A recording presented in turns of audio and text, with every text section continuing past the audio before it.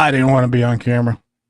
I changed my mind. I was like, I'm going to do a show today because parts of the Giants schedule, probably all the Giants schedule, is going to be released really soon because, we always have these uh, inside leaks. Oh, man, I really need a haircut. Haircut this weekend. That's on the agenda. We have all these inside leaks that are coming in through the schedule. You're taking a look at the top 4 games.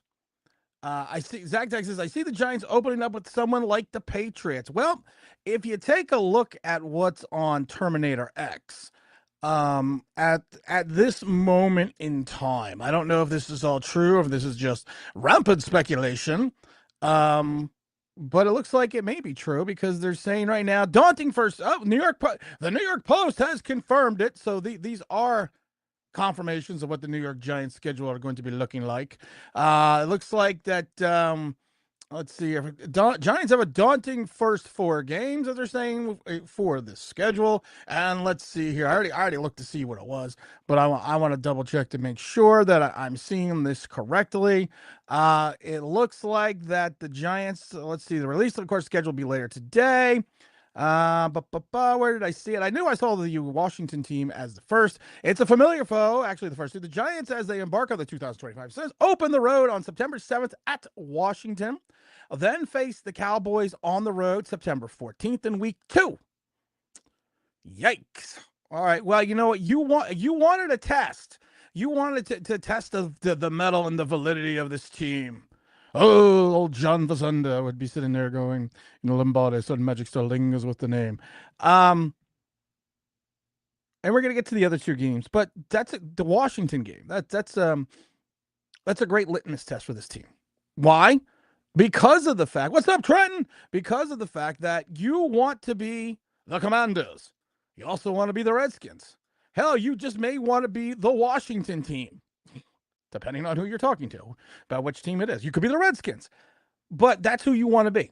After the success of Washington last year, going into DC, well, it's not DC anymore, but going in to play the Commanders or Redskins or the Washington team or whatever you want to call them, that's going to be a good test for this team. It's going to show you where you're at.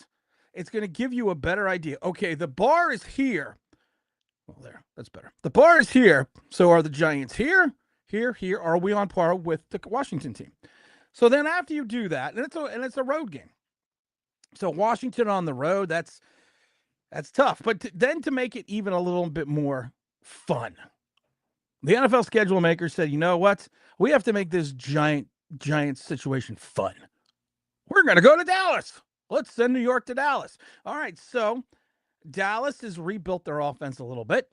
Dak Prescott is coming back vis-a-vis the injury. And again, it's you start with 2 divisional road games. You can kind of look at this from 2 perspectives. You can look at this as a bad thing, or you can look at this as a good thing that you are getting the divisional road games out of the way. You could be thinking to yourself, okay, well, I'm getting this shit out of the way. So if we turn around and we're coming down to a point in the season where we need to have a must-win home game again, or must-win game against a division rival, we're probably going to have it at home. So that's actually probably what we want. But then you roll into Dallas. Dallas has got that rebuilt offense. They have the 2 wide receivers now. Their defense is what Dallas defense usually is, but we'll find out a little bit more once we get into training camp. But you're like, okay, there is a potential to go 0-2. Is there a potential to go 2-0? Well, it really depends on how preseason shakes out. It really depends on how Jayden Daniels maturates. But I think there's more of an opportunity and more of a potential to go 2-0. So then you think to yourself, all right, well, you know what? It can't get worse. We already knew that this Giant team had a rough schedule, a rough road to hoe. Trenton says, I'm thinking of do an Eagle. Oh, what is this? What does Trenton say? Hold on. I want to see what Trenton has to say here first. He's an Eagle fan. Trenton says, I'm thinking of going to do an Eagle record prediction and schedule review and upload it on YouTube if anyone is interested. I'd be interested. I'll watch it. But then you think to yourself, okay, it couldn't get much worse. You knocked 2 divisional foes out. You potentially could be 2-0 or 0-2. So what do? You got a home game. It's the home opener. We always look forward to that home opener. But then you find out that you have the AFC champions coming in. You have the Kansas City Chiefs now knocking on the door at the home opener. Unless the Giants defense turns a corner, unless Shane Bowen figures out what the identity is of this defense with the players that he has, it could be an interesting game. Or it's going to be, I don't think I'm going to predict the Kansas City game right now. The Kansas City game is either going to be a close game where someone wins with a final field goal or a blowout by Kansas City. I don't think there's going to be anything in the middle. So then you think to yourself, okay, we can finally see the forest through the trees. The heavens are opening. There's a light. What is that light? It's a fucking lightning bolt. They'll always be in my mind. San Diego Superchargers. No, the LA Chargers come into town. Great balls of fire. Zeus is throwing you another curve. Zeus is throwing you another top flight quarterback. You potentially are playing 3, if not 4, top 10 quarterbacks.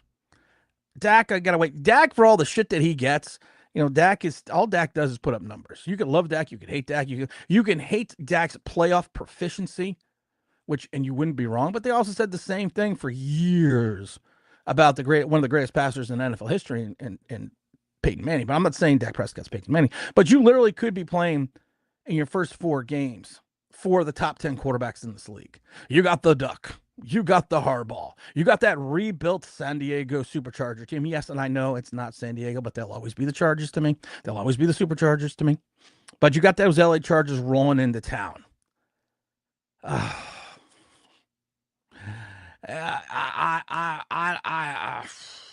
The gods, the football gods, at this moment in time, are not being nice. I think your best case scenario at this moment is 1-3. I really do. 1-3. I love this right now, Giant Rookie Watch. Jackson Dart reportedly has several players within the Giant organization believing he has the talent to be the Giants' starter. This is the same kid who 4 months ago, scouts said they're not even sure if he's going to have the ability to do a full field read because of the fact that most of the plays, and like I said, Lane Kiffin is not here to build NFL quarterbacks. He's here to win games in college and get to that next stop. And to do that, he made Jackson Dart a one-read quarterback. All the scouts said the same thing, but now all of a sudden, he's going to be the starter for the Giants over Russell Wilson and over Jameis Winston. Yeah, okay. Okay. But you're looking potentially at a 1-3 start. So, I mean, I think the best you could hope for is 2-2. The only problem is this: you have to make sure you finish out at least 1-1 in these divisional games. So, I mean, worst case scenario, you're going 0-4.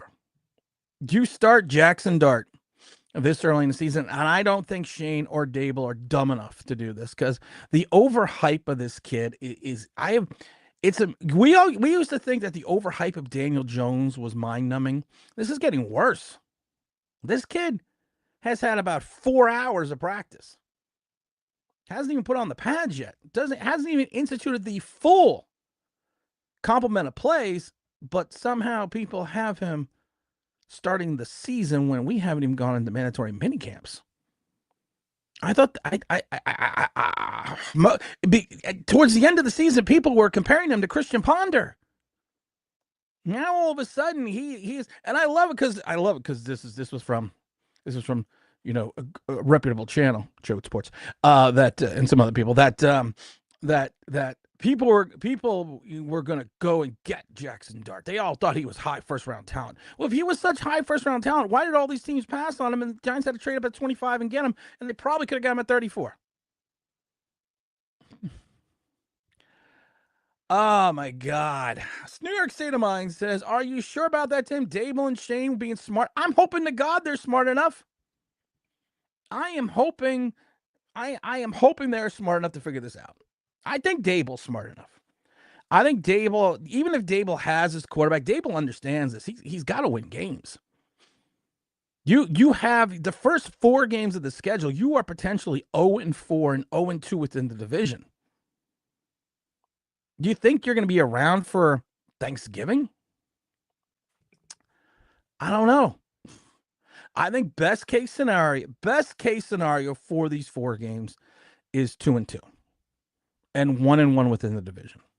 But the problem is this: you're playing both your divisional opponents on the road. You are opening the season in Washington, so that's going to be a tough ask for this Giant team, because I think they're going to need to gel these pieces together.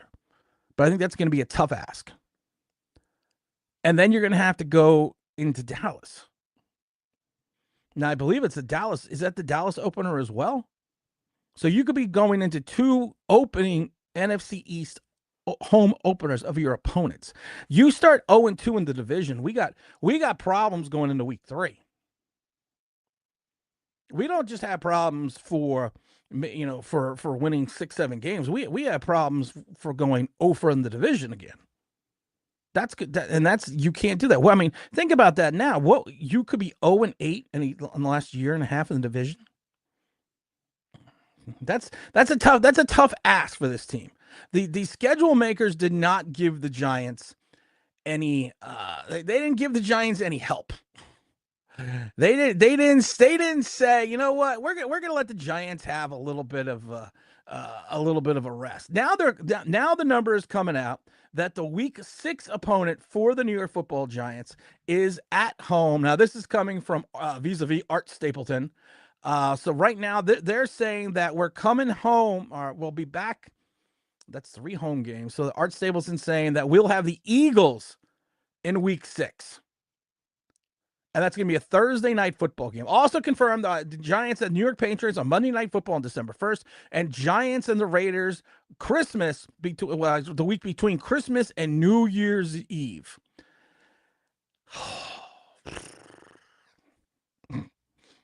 Is it too early to start drinking? So according to Art Stapleton, and we always give credit where credit is due. According to Art Stapleton, you have Washington week 1, Dallas week 2, Chiefs home Sunday Night Football. Now we all know. Well, maybe the prime. You know what? I just thought about it. Maybe the prime time curse is lifted. So maybe these 2 prime time games are not going to be a big deal. So then you have the Chargers at home, and then week 6. I'm assuming week 5. Maybe that's a bye week. That'd be early for a bye week, but maybe that's a bye week. But then week 6, Thursday Night Football, we're playing the Eagles. So you are going to have 3 divisional games potentially in the first 6 weeks.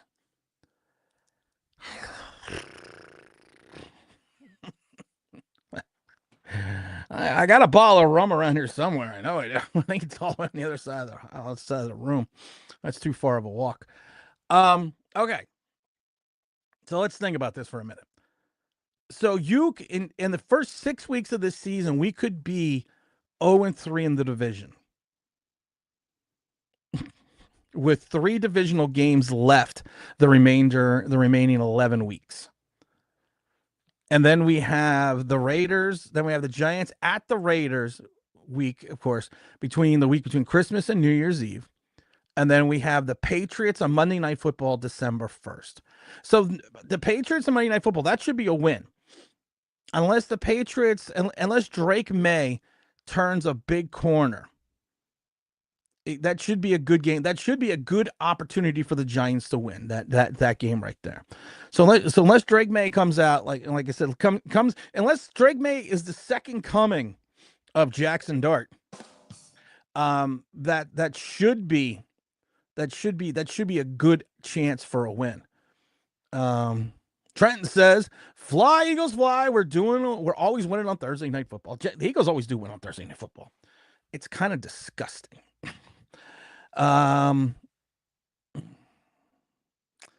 Yeah. Okay. Let me get to the chat real quick, and then we're going to go through again the schedule again. I want to get everyone's what's your opinion. But James Williams says hit the like button. I like that idea. Pete Throw says, hey, good morning, Tim. What's going on? Vinny G, what's up, Tim? Down the man. It's happy hump day. It's also Knicks are going to win. Let's go Knicks. Wearing the same clothes I wore the last 3 wins. I'm going to do the same thing. I streamed that Monday. I'm going to do the same thing that I did the last 3 wins. I have the Grand Marnier, the rum. I have the movie screen already down. And I'm going to sit here, and my wife is instructed with 4 minutes left in the third to come down and ask me, are you still going to watch this? And we're going to take this game, and we're taking this game. We're going 4-1. We're going to play, we're going to exercise more of the demons against Indiana. Cleveland, the most highly overrated number 1 seed I've ever seen in years, but that's what we're going to do. So let's go, Knicks. Kevin says, what's up, Tim? The dark friend says, yeah, it's a rough 6 games. For those that do not know, it's Washington week 1, Dallas week 2. These were both away games. Chiefs at home on Sunday Night Football. The Chargers at home. So the Giants are open up the Chiefs. I don't know if I can go to that game. I have to see if I can go to that game. And then we have the Chargers week 4, and then we have the Eagles at home week 6. And then it's confirmed that the Giants and the Patriots, Monday Night Football, December 1st, and the Giants and the Raiders between the week of Christmas and New Year's. On New Year's Day, I will be with you again. The Giants are going to stink. Well, the schedule's not looking great. Home opener. We already got that confirmed, Jovi. It's already confirmed. Petro says, no, Petro, we already got the games. I appreciate that. Mr. Flowers says, that what if that's supposed to leak is true, the Giants are probably going 0-6. These are confirmed. These aren't leaks. These are confirmed. These are confirmed by multiple Giant beat writers.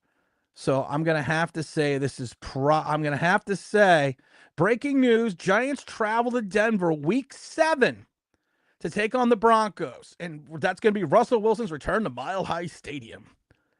All right, so now week 7, we're going to Denver. Okay, so here we go again. These are confirmed. Washington, week 1, away. Dallas, week 2, away.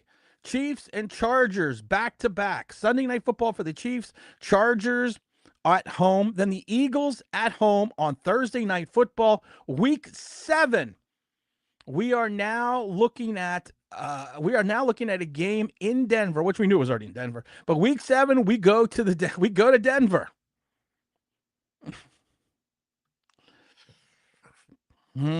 So it's 1, 2, 3, 4, 5, 6. We could be 0-6. We could be literally 0-6 going out and 0-2 or 0-3 in the division. Okay. All right.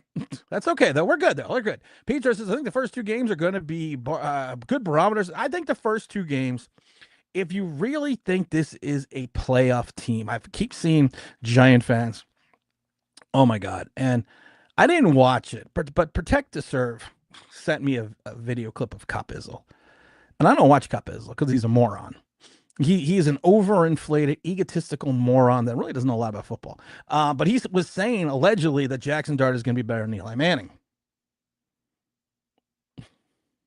Gentlemen, which brings me to my next point.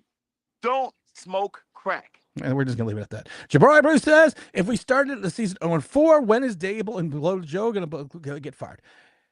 You could potentially, according to this, and like I said, these games are confirmed.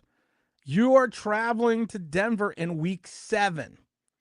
You potentially could be 0-7 at that point, after that point in time. 1, 2, 3, 4, 5. No, I'm sorry, 0-6. You could potentially be 0-6 and 0-3 in the division. I think that's when Dable gets fired. If Dable's going to get fired, I think Joe Shane's not getting fired. Joe Shane, they're going to give Joe Shane another year. But that's because that's just what the Giants do. Look at Dave Gettleman and Jerry Reese and Andy Robustelli. But that's just what they're going to do. If the Giants somehow split the schedule 2-2, if the Giants split the schedule 2-2, it's a win. You have a little hope.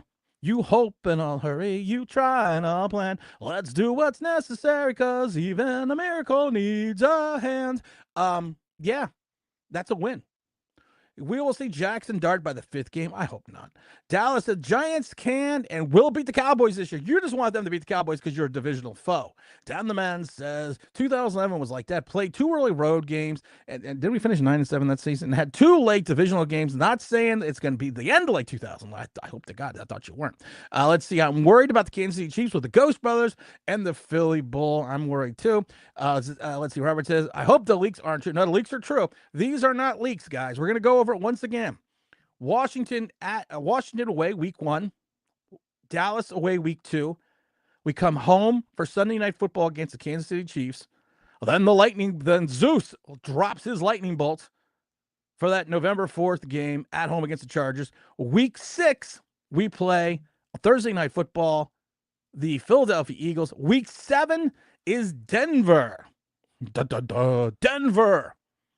Week 7 is Denver. Oh, we're going to be, I think what we should do, guys. We should be, let's be official here.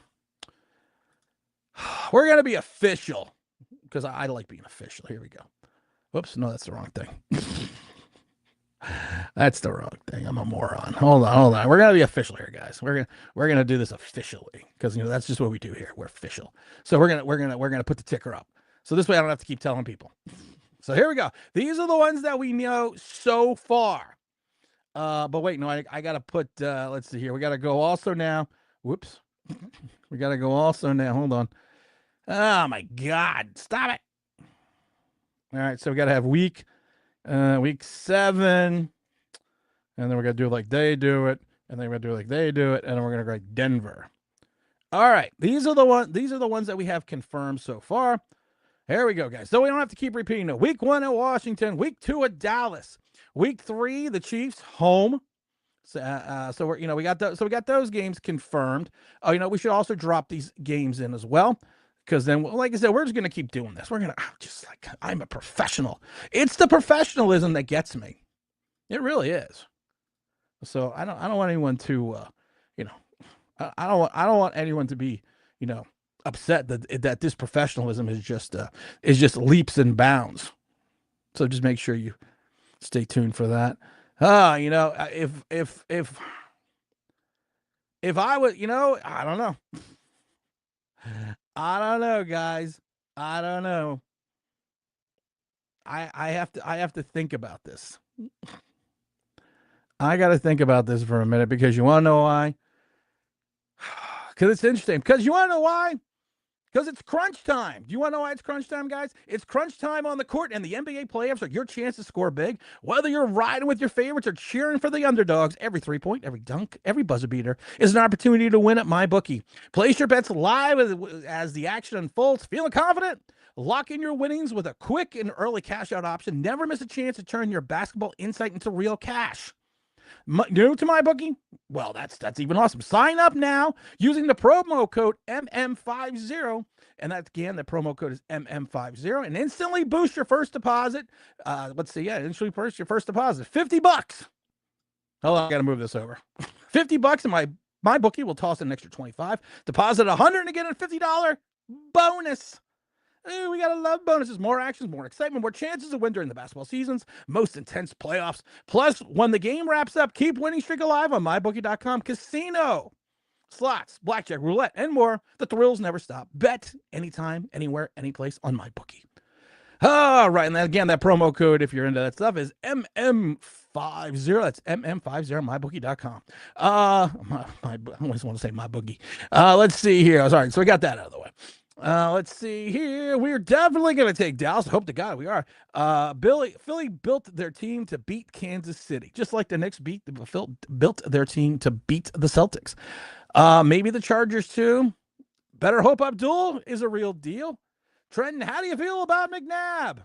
I dislike McNabb. He was never anything substantial with the Eagles. Hurts has been accomplished way more in the short period of time. Yeah, that's true. Russ isn't scaring Dallas. At least that's that. Are you sure about this, Tim? David, smart enough. We got to the smart enough thing. Let's see what we got here. Jared says Cam Scatterboo looks pretty good. How do you know? Cam Scatterboo hasn't even carried the ball once. And people are like, well, he looks really good. He looked good in the shuttle drill. Okay. Oh, Jared. Behold, says, if the Giants stink and get a high pick, we are stuck with Dart and we'll pick another smallish linebacker defensive end. Scatterboo will be a legit player in this league. I hope he is. Timothy says, what's up, Big Tim? Hey, Tim, the Giants will open next season on the road against Commanders. I did not know that. I wish there was a way we could let everybody know what the schedule looks like. What do we got here? Drake May has no one to throw to also. That's why I said I think if you're taking a look at this, if you're taking a look at the Patriot game, Monday Night Football, December 1st confirmed, I think you could take the Patriots. I really do. I think unless Drake May, listen, that there was a period of time when Tom Brady was throwing to the people like David Patton and Jabbar Gaffney, and he didn't have a lot of people to throw to early on in his career either. But I think if you take a look at it, that's an opportunity for the Giants to take the game. Their biggest your biggest issue right off the bat are those 2 away games within the division. You got to go 1-1. You have to. You go 0-2 within the division with Kansas City, the Chargers, and then the Eagles all at home in consecutive weeks. And then week 7, you go off to Denver. Like I said, the schedule makers did not do the Giants any favor. You go 0-2 in those first 2 games. You come back and go 0-2 again. You're already 0-4 and you're 0-2 in the division. You got to split those first 2 weeks. I always hate saying it, but I'm gonna say it. Week 1 and 2, one of those games is a must-win game. You must win one of those games. You never want to say one of the first 2 games of the season is a must-win game, but if you don't come on strong within the week 1 and 2, you're gonna have a lot of problems during the rest of the season. Because you're going to be 0-2 in the division, and you're going to have 3 tough opponents at home. Yeah, people are texting me that their schedule's out. I didn't know this. Like I'm not a professional. I think Drake May takes a huge step. Pats are a surprise AFC playoff team. I hope not. Prince, what's up? Big Tim. Will you be doing a video on the Subway Series this weekend? Please, my body. We'll talk about the Subway Series, but we are going to do our Sunday video. Make sure you stay tuned for that. Kevin says, and to think we could have had Bo. The curse of DJ will exactly another 6 years exactly. Trenton says, I think the Giants can beat Washington and Dallas this year. Washington won a ton of miracle games last season, and Dallas is a regression mode.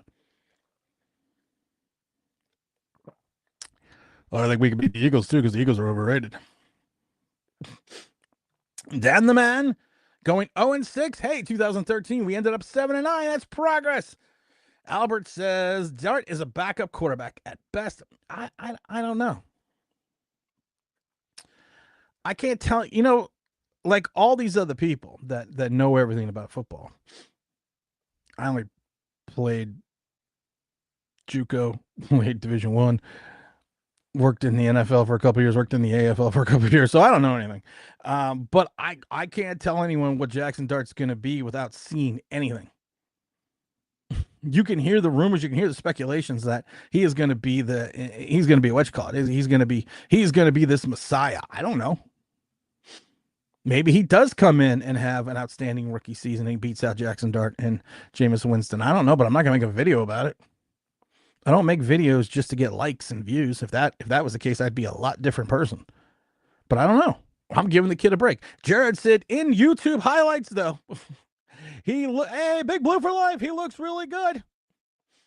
Who looks? Oh, Jackson Dart. Hit that like button, my friends. Make sure you hit the like button. Smoke the like button. All right, we're gonna go through this one more time. Washington week 1 at Washington, or at Dallas week 2. Then we have the Chiefs on Sunday Night Football for the home opener. I hate home opener games, especially on Sunday night, because I keep thinking of the Dallas game. We have the Chargers. Then we come home to the Chargers for the opener. Then we have the Eagles week 6. Of course, we've already talked about that. Then we run off to Denver. We don't shuffle off to Buffalo. We run off to Denver week 7.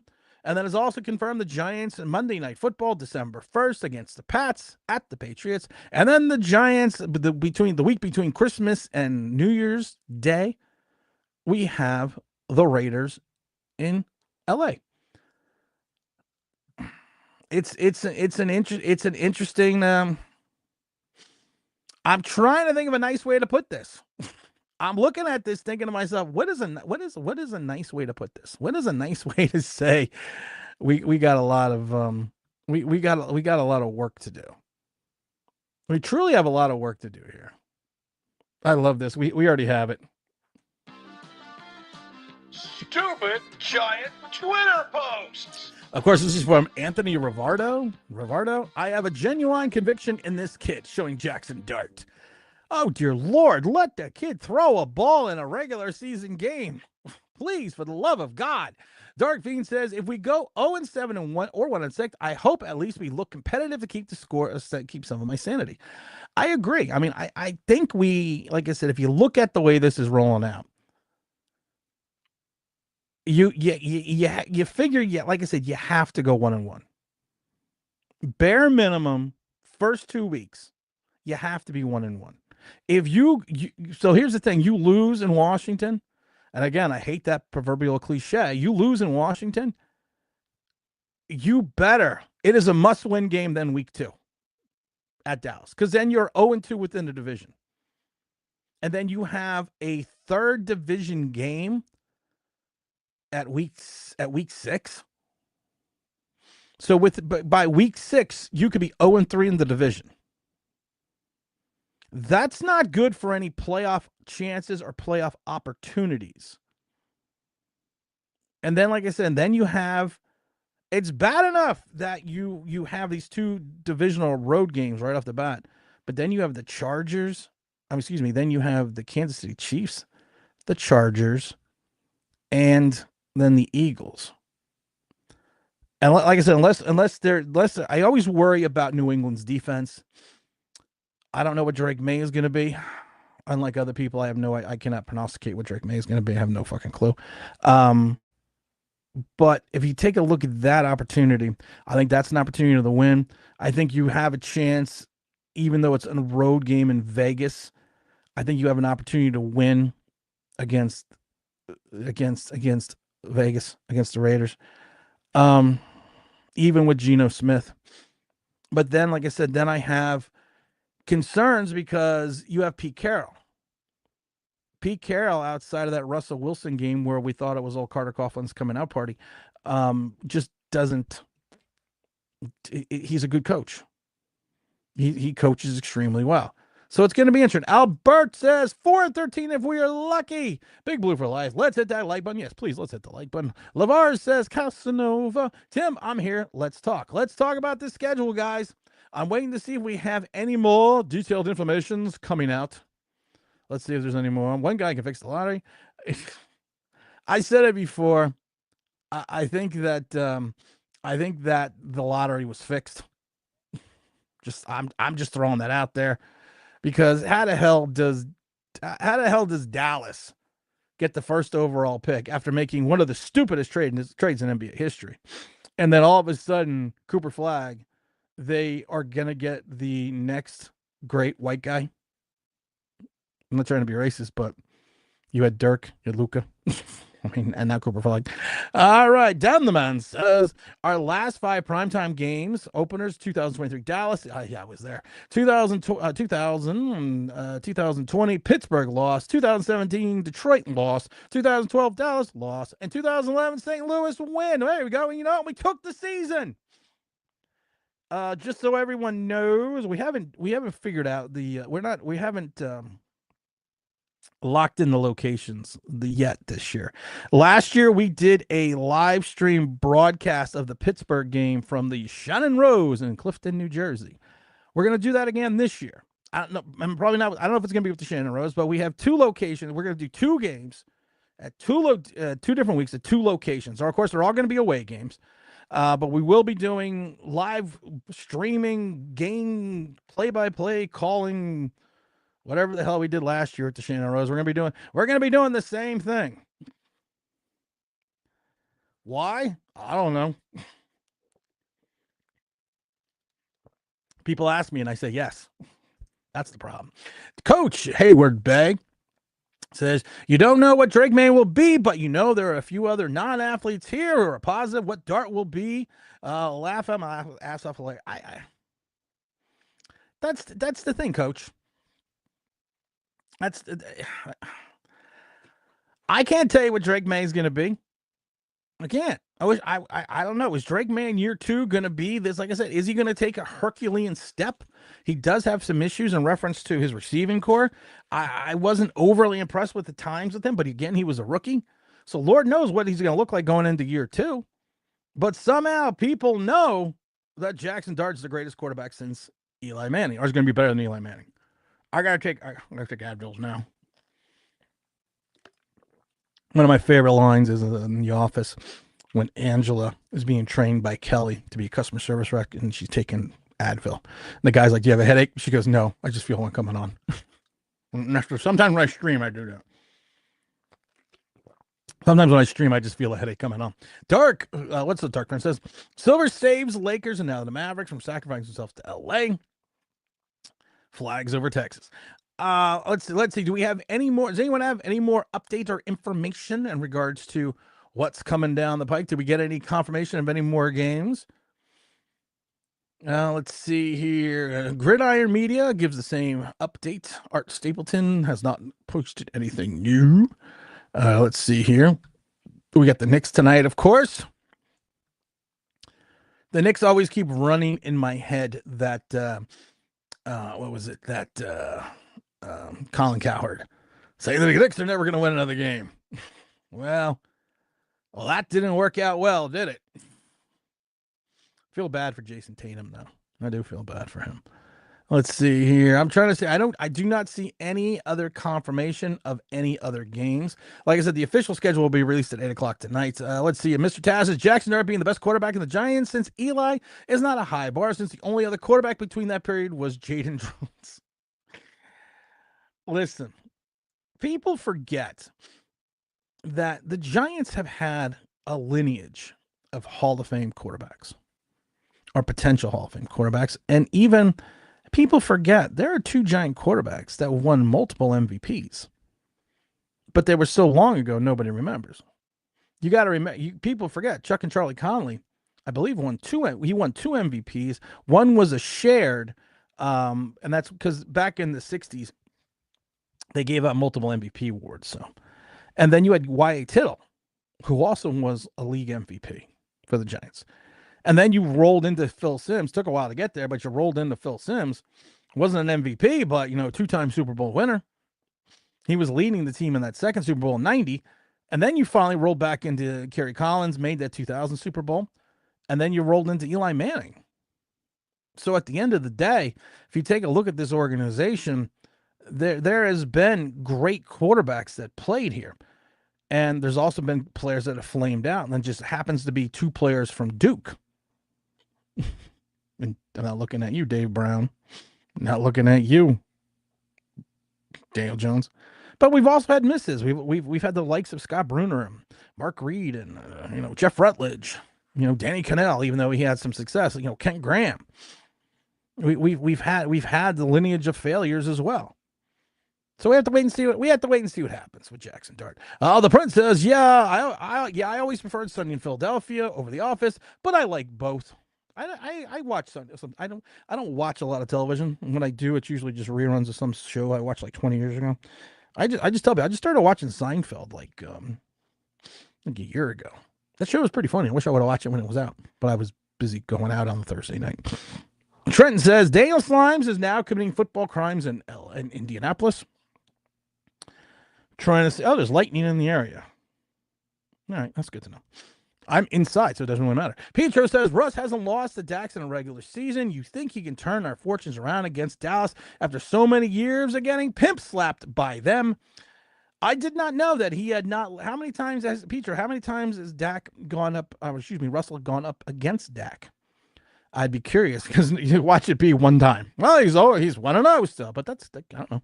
Let's find that out. Chen says there's a chance that Danny may start for Indy this year, which would be hilarious. It would be kind of funny.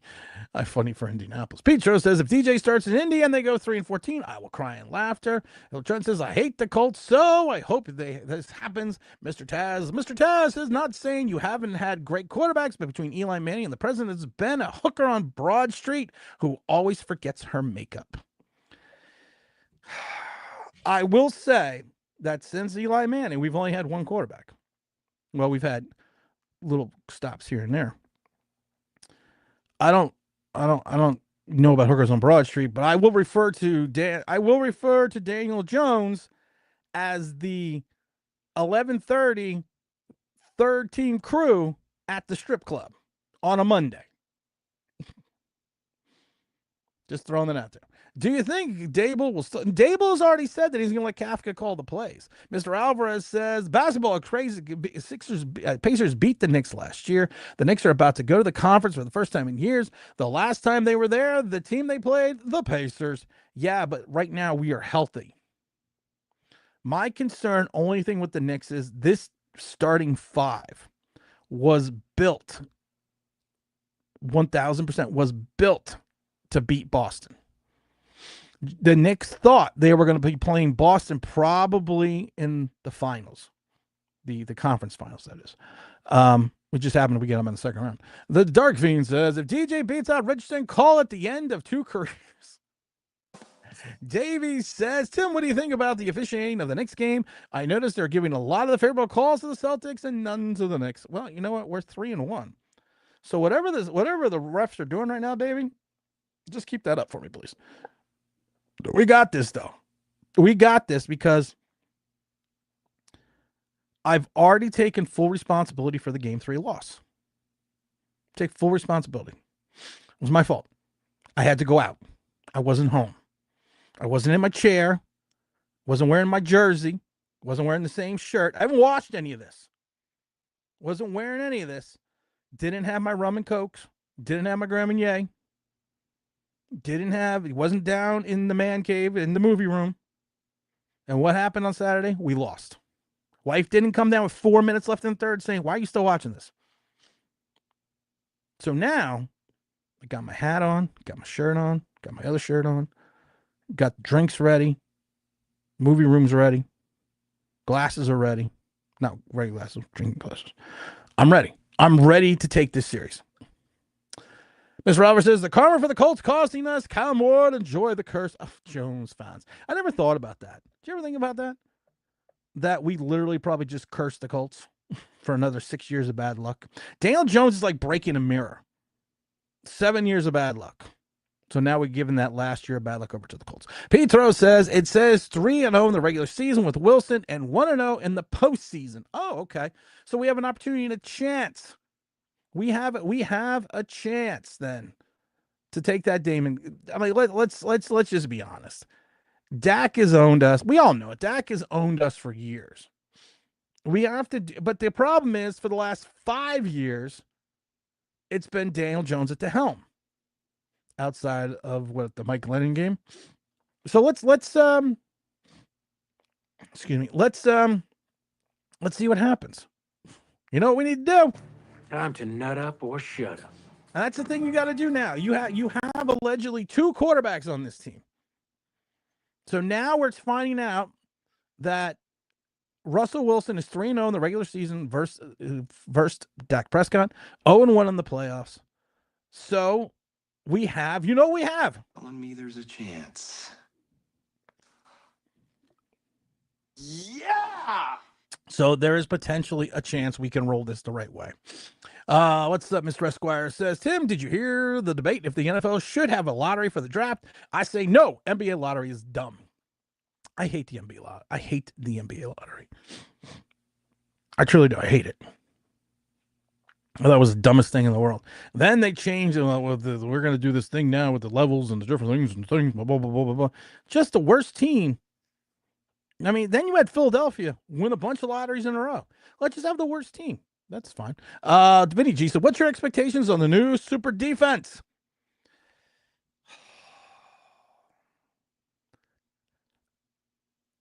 Vinny, I said this before, and I'm going to say this again.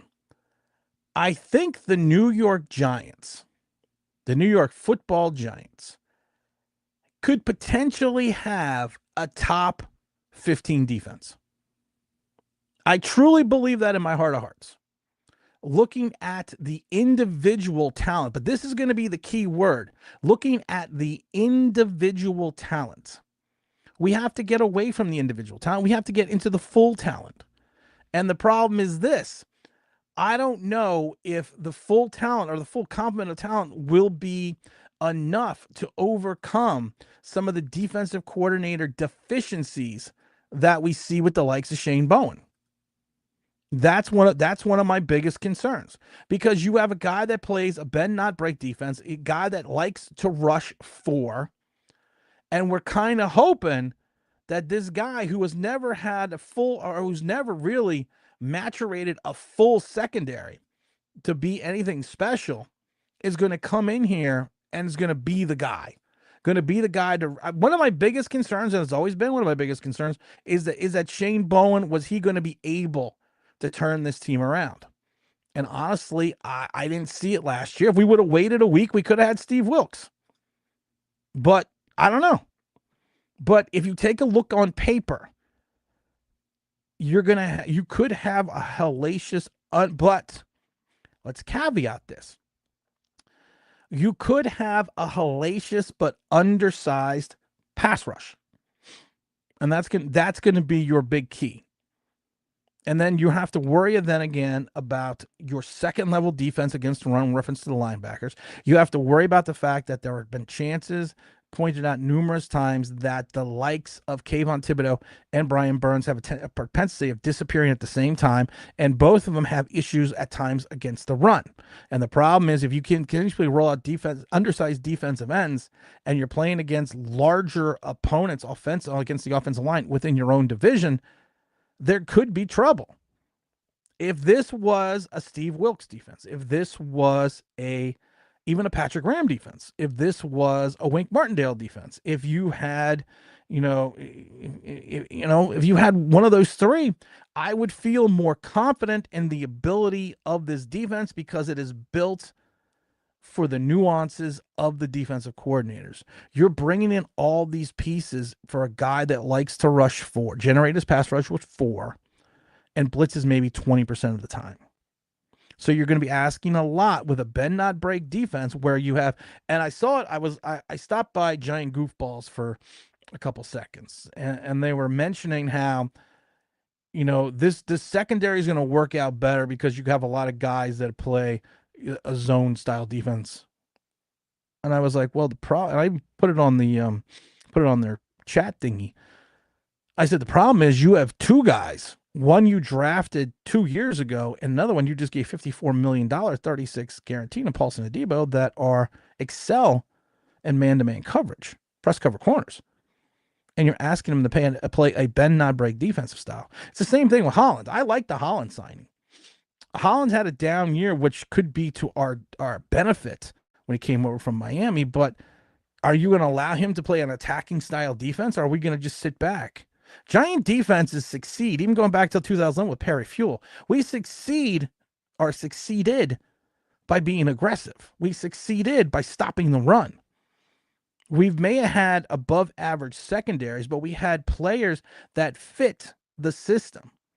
You had a Corey Webster. You had a Prince of Mukamura. You had guys that fit what the coordinator wanted to do. So, I don't know. Davies says the draft was just rigged with the Knicks in 1885. It was done. Everyone tells me the draft was rigged in 85, but evidently the guy that runs the thing now is still the guy that runs the draft from 85. Petro says, if we beat Dallas, it's a sign. I'll be happy. Go lucky Giant fan and be naive. Zach Attack said, what's up, Zach Attack? If we get Russell Wilson to play one half of the Seattle Self, he got possibly winning. That's hopium talking. You always have that hopium, Zach. We always have hopium. Like I said, if you look at what's going down here with the schedule, I still haven't gotten any more breaking news in reference to any other dates. But if you look at it again, you got 2 home games, week 1 and 2 on the road, Washington and Dallas. Then you come home for Sunday Night Football, the Chiefs. Then you come home then you come home and then you play the Chargers at home, and then week 6 you have the Eagles. Week 7 you go to Denver. You're confirmed at the Patriots on Monday Night Football December 1st, and the Raiders between the week of Christmas and New Year's. So looking at those first, 6 games, I think, you're going to have to split the first 2 weeks. You will have to split. You have to be 2-2 for the Giants to have any hope to get towards the playoffs. With that first 4 weeks, you have to be 2-2. You have to take a divisional split, and then you got to split home games, and then you got to come in for that Thursday night football. Then you got the Eagles week 6 Thursday night football at home. So you have to be 2-2 going into that Eagle game. There's no other avenue. You have to be 2-2. Davey says, I would eliminate the draft lottery and give bigger salaries to sign rookies. Get rid of the draft lottery, keep the rookie salary cap. I'm fine with that. The Pedro says, the NBA is just a horrible organization, is rigged. There are no loyalty in the league anymore. You just go with the headlines. Everything's ever since LeBron James' decision. That's what took down the NBA. Scheme to the team, not scheme over team. You're going to love the video coming out, Zach, the Southern New Hampshire University video, which I just finished cutting. The video is titled Team Over Scheme or Scheme Over Team, just for you, Zach Tech. Picho says, is there a possibility Bowen gets fired this year before Dable gets fired? It's weird. In 2007, we didn't fire Spags. Defense those first couple of weeks looked god-awful, but we didn't fire him. We kept him. We kept the ship. We kept the ship going the right way. And can we stop with the Bill Parcells and Brian Dable comparison? Can we stop with the 84 Parcells comparison? Because I keep seeing this, that everyone's saying, well, he's going to do what Parcells did in 84. He's going to do it his way. Brian Dable's been doing it his way since he got here. He got Wink fired. He brought in Kafka, but then he brought in a coordinator he should never have used, and he took over the play calling, was god-awful, and now he's going back to the coordinator again. Bill Parcells was a rookie head coach in 83, almost got himself fired for going 3-12-1. He had a team, though. You look at the 83 roster, he had a defense. It was just injuries and just bad quarterback play that made him go 3-12-1. Parcells always talks about the fact that he listened to all the outside influences and even the influence within the building. And then if he was going to get that opportunity to come back in 84, he was going to do everything his way because he felt that he was pressured into starting Scott Brunner. That's not what happened with Brian Dable. They asked Brian Dable, can you make Daniel Jones a winning NFL quarterback? Yes, I can do that. Big difference. Let's see. What's up, RVFD? Unless you have a great offensive, passive defenses win games. You need an aggressive defensive scheme to win. How many teams have won Super Bowls with bend not break defenses versus aggressive defenses? You have to attack. You have to attack. Without a plan, there's no attack. Without attack, there's no victory. If someone can I'm going to say that quote again, but no one can Google it. If someone can figure out what movie this came from, I'm going to send you one of these. The quote is, once again, you have to have a plan. Without a plan, there's no attack. Without an attack, there's no victory. Let's see here. But you can't go with this bend not break nonsense. That's what Shane Bowen does. I'm hoping Shane Bowen adjusts to the talent that he has instead of trying to make him fit into his scheme. I hope he's learned something from those 2 years of the tutelage of Jim Schwartz. But I have not seen it yet. Davey said, I heard the NCAA wants to change the rules on the portal. What is your opinion on this? I didn't even know they were changing the rules. But okay, listen, they better not screw up the rules because I'm still working on my NIL deal with Furman. Coming out at 50 years old, coming out of retirement, going to go play for the #1 liberal arts college in the South in Furman. Just need to cut this NIL deal, get it done. Ever since they better not change the JUCO rules again. because I'm coming. I'm coming back. Don't call it a comeback. I've been here for years. Zagatek says, people forget the NASCAR defense, where all four defensive ends could play the runs. Tibbs, Carter, Burns all stink against. They don't stink. They're just not good. We've talked about that 2011 Perryfield defense. Prince Mukamura. I still have that in my head. I was going to say Jason Pierre-Paul because he dumped Prince Mukamura into the hot tub. But Jason Pierre-Paul and Matthias Kiwanuka played all 16 games. They each had 80-plus tackles and had more solo tackles than assists because of the fact that you also had you did not get full seasons out of Osi Umenyiora and Justin Tuck. But all of them are like 6'5", 270. They all could play the run. 100%. You have two defensive ends that had 80-plus tackles. And I would say 60% to 70% of those tackles were solo. We've talked about this before. If you are a linebacker, if you are a middle linebacker, and we talked about this with Tay Crowder. Everyone's like, oh, look at Tay Crowder. He had 140 tackles or had 120 tackles. Yeah, too bad 40 of them were solo and 70 were assist. If you are a middle linebacker, if you are, okay, field is terrible. If you are a middle linebacker, football practice got canceled because of the rain, and they also canceled it through Friday. Well, you know what? I'm not going to come and help if you're going to keep canceling things. But if you have more assists than you have solo tackles, you are not leading the point of attack. You are what we've like to refer to as a pylon stat. Pylon stat in the NFL is you jump onto the pile after the tackle is made, after that initial contact, and you get, look at that, you got an assist. So when you have two defensive ends in an attacking style defense that have more solo tackles than assists and have 80-plus tackles, plus the sacks, plus the two other guys, yeah, that's an attacking NASCAR style defense, and Perryfield was the architect of that. That's what we got to go with. RF says, Giant fans keep living in the past and trying to find connections to a great team. Make your own identity. Just like Carter, don't take 56. Make your own number great.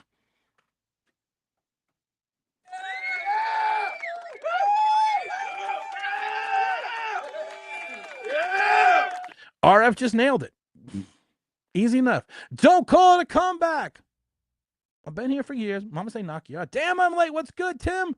What did I miss? Well, Timmy fell into the well. But don't worry. Lassie went to the local police station and got the help. And the New York Giants think that Jackson Dart is the greatest quarterback since Eli Manning. But Cop Izzo's a fucking idiot. Because then we have the schedule coming out, and we could potentially go 0-2 in the first 2 weeks within the division. Don't forget to hit the like button, guys. Zacatech says, Burns and Tibbs allowed 5.5 yards per carry when running outside. Yes, that's why everyone always attacked them. Mr. Roberts says, I stand by my conviction the Giants should have brought in Cliff Kingsbury as the OC back in 2022. I don't really know what Cliff Kingsbury, outside of the years in college, has done in reference to earning that trust. Is he better than Mike Kafka? Because Mike Kafka never even had a job as an offensive coordinator anywhere before we gave him the job. Peter says, I don't know if I agree with you there, Tim, that Dave would really like DJ. I think the situation was he was forced on. No, here's the thing. It doesn't matter if he really liked DJ or not. He told the Giant organization he could make Daniel Jones into a quarterback. Doesn't matter if he liked him or not. He told him he could do it.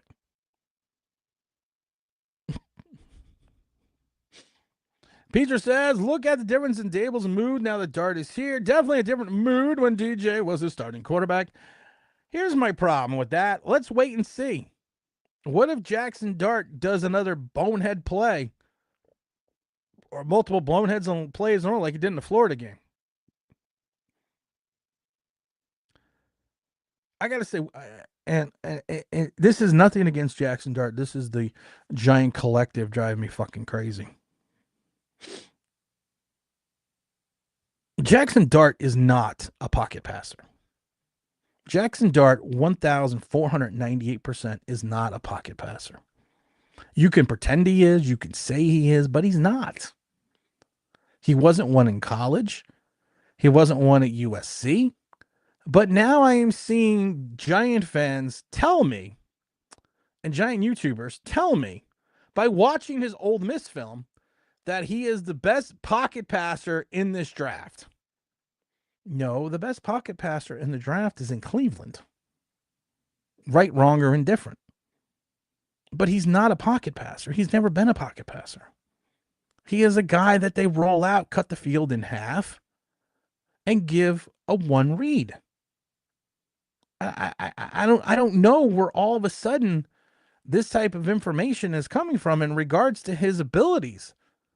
His film from Ole Miss hasn't changed. I love this because, like I said, these are scouting reports about Jackson Dart a week after the end of the college football season. And I love it. Throws at different arm angles, which is fine, but his release point was closer to his chest than his head. Leans at 9 batted down passes in 2024. Same as shorter passes, Shedeur Sanders and Dylan Gabriel in 20 over 3 years. Dart was able to make reads pre-snap more, but often made plays based on one reads or half the field. There is some, but not enough evidence to confidently suggest Dart could consistently process defensive coverage post snaps, nor was there enough evidence to show he could make full field reads. Definitely has bouts of locking on to one player before throwing. Can't get away with that in the pros. Struggled to make reads post-snap, locked onto his players, passed up easy throws, naturally held on the balls too long. Sometimes it worked out for him, but sometimes it's led to a incompletion. These won't work in the pros. These will be more incompletion sacks or interceptions. Definitely was pressure sensitive. Frequently opting out for the escape hatch with his legs rather than sticking in a muddy pocket behind the line of scrimmage, didn't consistently keep his eyes downfield on the move, and frankly gave up on pass plays too soon once the pressure was there.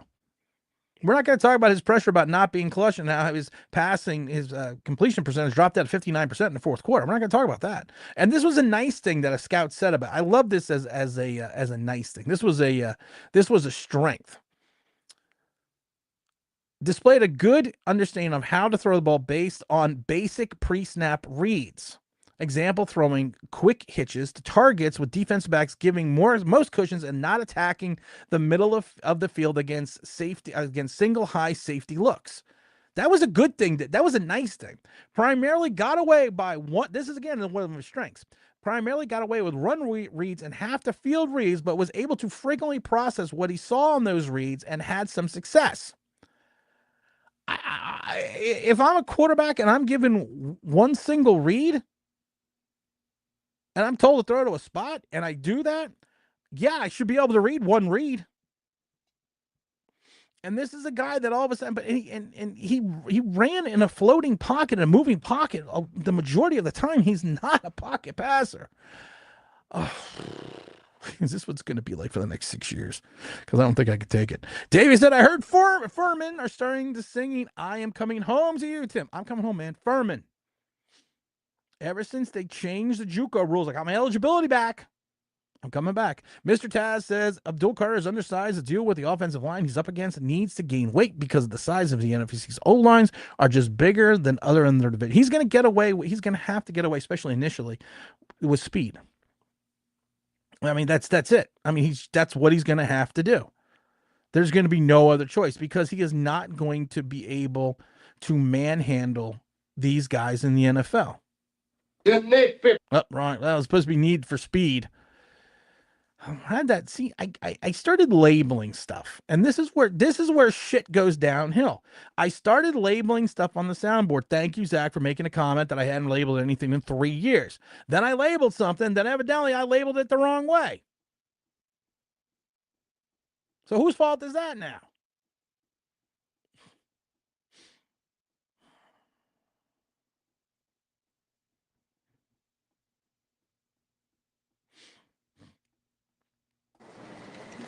I feel the need for speed. That's 104. Just so you know. That's 104. And this is the other one. This is, like I said, this is what he's going to be. We got to get speed. Even speed. Speed's what we need. We need greasy, fast speed. And that's what he's going to use. Vinny G, what's up? Tibbs, Banks, Bobby O, for example, were completely dropped out under the Bench scheme. That worries me a lot. That worries me a lot, too.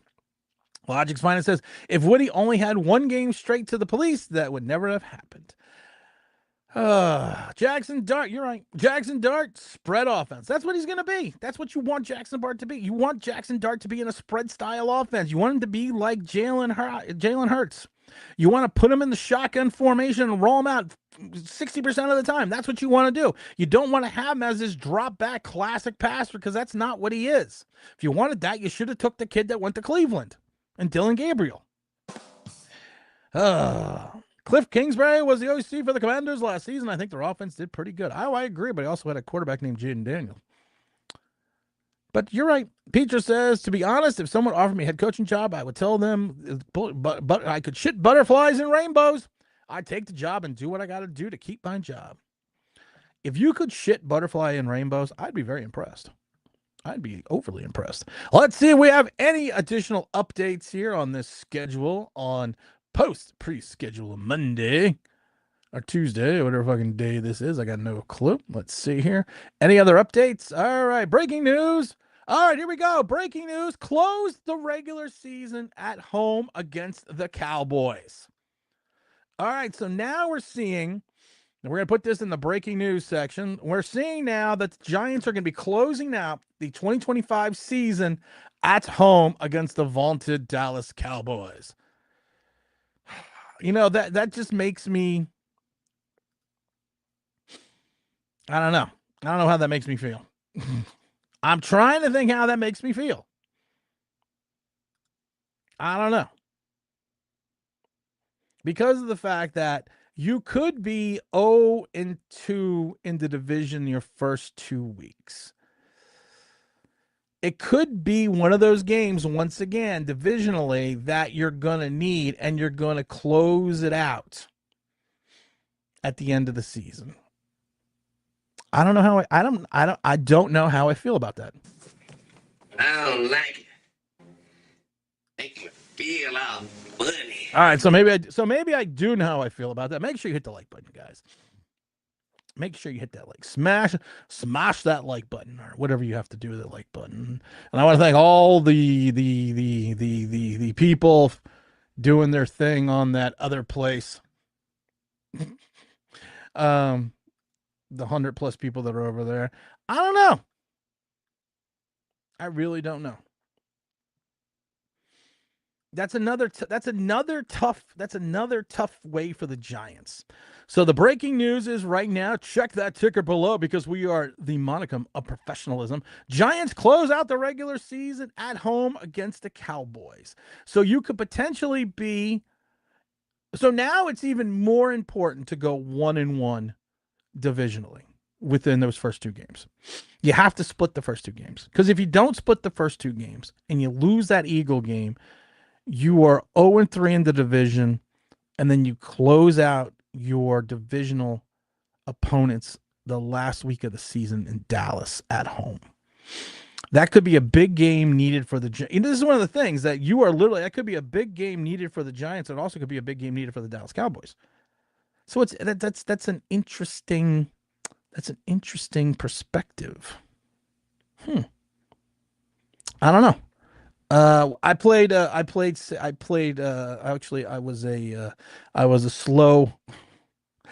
was a slow oversized corner, and then I was a slow undersized safety.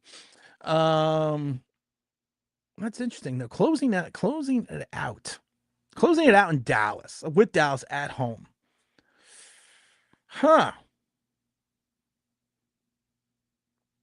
And then you got, like I said, so you have a tough first 7 weeks. Your schedule was tough anyways with the Giants. Your schedule was tough either way. But to roll out away at Washington, then away at Dallas. Now, I do think, like I said, I don't think we're going to win the Washington game. But I do think, according now to Petro, that Russell Wilson, who's 3-0 against Dak Prescott, 0-1 in the playoffs, so he's 3-1. I don't think that's a bad thing. I think we could do that. So we have to split the first 2 weeks, and then we're going to have to split the Chargers and the Chief game. So those 4 games, we got to be 2-2. We have to be 2-2 going into week 6 against Philly. And then also because of the fact that in week 7, you're going to go on the road to Denver. And like I said, the Patriot game, depending on what Drake May looks like and what he does receiver wise, you could put that as a win. The Raider game, I'm curious to see what Geno Smith does, what magic Geno Smith is going to do with Pete Carroll again. So that's a tough away game. It really sucks. They really screwed us. Asmi says, Timmer! Let's see. Jordan Malata, just Will Pancake, Carter, week 6. Davey says, Tim, saying that Jackson Dart is the best pocket passer in the draft is like saying nothing because there's no natural great pocket passer. Davey, Shador Sanders. I just thought I would whisper that to you because I don't think you ever heard of the guy. OG Knockout said, Tim, I disagree with you. Well, then I'm not going to read the rest of your post. Just kidding. With you about one thing, I think the defense coordinator will be fired first. We already fired, like I said, it's not part of the modus operandi of the Giants. We've already fired a defense coordinator. We already fired Wink. I think Calf gets fired first. I just don't like Shane Bowen. It's not that I don't like him personally. I don't know him personally. But he's just not a right fit. Shane Bowen, and you never want to use this term, and I always hate using the term. It was a panic move. Everything that happened with Wink, you had to find that calming influence. We had the one guy the guy everyone wanted to turn it down, went to the Titans. A lot of other people turned us down, which is interesting because Giants used to be a destination. How many times do you hear about people turning down jobs in Green Bay? And that's fucking in Wisconsin. What do they have in Wisconsin besides cheese and snow? But how many times you heard people turn down a job in Green Bay?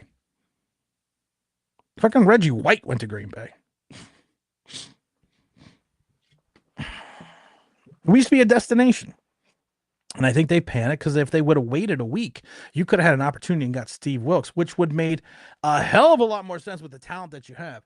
Vinny G says, perfect fit. Bring back Garrett so Dart can clap away.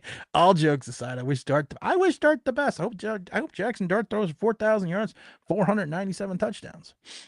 I do, because that means the Giants are winning. But people are just putting so much on this kid. So much pressure. And it's undue pressure because you have Russell Wilson and Jameis Winston. And people are still like, well, he's going to beat them out. Okay, if Jackson Dart plays his ass off in preseason, I still don't think he's going to start. You took Eli Manning technically with the first overall. Eli Manning was taken technically with the first overall pick. And you waited till what, week 14 to play him? Which was, I think, the smart way to go. Make sure you hit the like button, guys. Dan says, closing out the home game against Dallas. No repeat, the NFC winners since 2003, 2004. Maybe a battle for the crown. No, it's Dallas with 3 possessions leading the 4th, and the real battle goes on to Philly. Who is number 10? That is Bradley Van Pelt. That is Bradley Van Pelt. That is also next to him, of course, are the venerable Brian Kelly. You also have Harry Carson, and then you also have Lawrence Taylor. That was the original Crunch Bunch. There you go. I don't know if you can see it that well because of the lighting. The only one that I didn't get to sign that is Bradley Van Pelt, and he passed away. So number 10, Bradley Van Pelt, the other number 10. Davey says if Daniel Jones recorded was good, it was versus Washington where he was a Hall of Famer. Number 70. What's number 70? New York State of Mind. What's number 70? Davey says James would disagree with you. He thinks the Syracuse quarterback was a better pocket passer than Sanders. It wasn't B. James. It was Big Don. Big Don from Texas would disagree with me because he loves Kyle McCord. But the best pocket passer in this draft, technically to me, was Shedeur Sanders. But let's see. We have any more updates on this schedule, being the breaking news organization that we are here on the Believe Network. I believe I can fly. I believe I can touch the sky. Someone is saying they have the full schedule here. So let me see here if I can, let's see here. Can I see if this is actually the full schedule? All right. They're saying the full schedule is then Philly. Let's see here. Philly on Let's see here. Philly, we already got the Philly game week 8. And then we have San Francisco at home, then Chicago, which is the November 9th game. Then we go to Green Bay, we play Detroit, then we have New England, Washington, Minnesota, Vegas, and Dallas. Okay, so I guess that's the full schedule right now. So I don't know. I don't know. I don't, like I said, this is a tough situation for the Giants. The Giants could the schedule makers did not make this an easy scenario for the Giants. They do not do that. Hold on, I'm going to put this full schedule up here. They did not do the Giants any favors here. We're gonna go through if this is accurate. This is not coming from me, so I can't tell you the accuracy because of the fact that we are the greatest channel ever in reference to breaking news. Because of the Believe Network. Okay, hold on. Let's see here. I believe someone just sent me this. Hold on. Someone just sent me this. Hold on. All right. Yeah, see, yeah. All right, so here we go. We have what looks to be the complete schedule for the New York Football Giants. So let's see if we can't put this up on the screen. All right, we ready for the complete schedule? First, I got to go to media assets. I got to check out one of these other media assets. We got to delete that overlay. So we got too many overlays. Okay, so here we go. Someone sent me this. I think they stole this from Giant Rush, they said, I think. Here we go. Complete schedule for the New York Football Giants. Let's take Davey's comment off. Let's see here. I got to move this around. Someone's texting me again. Yes, I know there's no football practice. I am well aware of that, but thank you for telling me. You have Washington sitting there again at September 7th. Away. Then you have the 14th at Dallas at 1 p.m. The September 21st, we have Kansas City at home, an 8 p.m. game. We already knew that. We have the Chargers at 1 o'clock game on the 28th. Then we have then we go to New Orleans. All right, so that could be a win because I think they might ask me to start at quarterback. We also then have Philadelphia at home. Then we go away to Denver. And then after we go across the coast, that's always good. Then we're going to end up with the Philadelphia Eagles. And then I love it because then the San Francisco 49ers come in. But then we truck our asses over to Chicago. And that's the November 9th game. Then once again, we're looking at, then we go to Detroit after Green Bay comes in on November 16th. November 23rd, we go to Detroit. December 1st, we have that New England game. We have that Monday night New England game. Then we have our bye week on week 14. Oh, that's the killer. That's a fucking killer. Having a bye week on week 14. That's not something that we want, I think. And then we have Minnesota again on December 21st, and then we have Vegas, and then we play the Dallas Cowboys at home for hopefully for what we perceive to be the NFC Championship. Boy, they didn't want to make it easy. They did not want to make it easy on the Giants. They were like, hey, you know what? We want to see what metal. We want to see what moxie the Giants have, because they are just like, we are just, boy, they did not make it easy for the Giants, did they? They were just wow.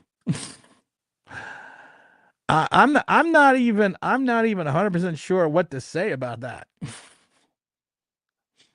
That they were just like, we need to screw with this team a little bit here. Oh my goodness. I'm trying to see what else is going on here with this schedule here. Let's see. We can't just move this Let's do this a little bit. Let's move it over here a little bit. Let's do this. Let's push the OK. Let's go file. Let's go save as. Let's save this as a ping so we can keep it on the screen. Look at this. Look at the professionalism on this channel. Yeah. Just save it as a ping. I ask you to save it as a ping. Just save it as a ping. You know, this sometimes these computers are great. They make you look smart. The problem is when you're a dumbass, even a computer can't make you look that smart. Let's see here. We're going to scroll back down here. We're going to delete Prince Valiant to delete the overlay for that. Then we're going to add this new overlay, which is this thing right here. We're going to add this right here. And then we're going to wait as it loads up because it's the professionalism at its finest. And then we're going to go, well, that didn't work. That didn't work. That didn't work. But we'll just keep it. You know, you just will not be able to see my Melonious face. And we'll turn the ticker off. So we're going to look at this once again. You have Washington week 1. It's that Sunday night game at Washington. Then week 2, you go to Dallas. Then we're going to sit there on September 21st and go to Kansas City and be at Kansas City at home for that Sunday night game at 8 p.m. Then we have the Chargers coming in that next weekend for that 1 o'clock game. Then we have the October 5th game is at New Orleans. I don't know if Spencer Rattler's gonna. I mean, Spencer Rattler's the quarterback, but I mean, who's gonna be the quarterback in New Orleans? But New Orleans has at times plays well at home with a pretty good defense, so that's gonna be interesting. You would then have the Philadelphia game, like we discussed on Thursday Night Football on October 9th. October 19th, we got Denver at 4 p.m. Eastern. No, that would be Mountain Time. Then you go play Philly. Then we got San Francisco coming in on November 2nd, and then we have the Chicago. Then we go play at Chicago. I think that's going to be. I think Chicago, if their defense midseason is anywhere in form, and Caleb Williams is still only playing well, I think it's going to be a tough game. Then you got the Green Bay Packers coming in. You know what game I'm going to is November 16th to watch Malik Willis after Jordan Love gets hurt. So we'll be at that. I'm definitely going to be at that game. I'm definitely at the November 16th game. Then we go away for 2 games from Detroit, and then we go to New England, and then we have the bye week, and then we have that December 14th game in Washington, and then we have the Minnesota game and we play Minnesota at home, and then we have Vegas on the road, and we flush out with Dallas. I don't know, guys. I don't know. Let's see what Dan the Man says. That's brutal. Vinny G says Dart might start week 15. Logic Finest goes 3-14, a 1-7 start. Let's just take a list. Thank you, Mr. Jay Ferris. I appreciate that. Jay Ferris, listen, I'm going to talk to you right now, just as a friend, because I feel like I know you now. You're going to hate me by like the 3rd video. You're either going to fold into the cult or you're going to hate me because you're going to be like, well, you're too negative. I'm just warning you, Jay. We're a little honest here, but welcome, Jay. I mean, I think it's great that I think it's great that you came in.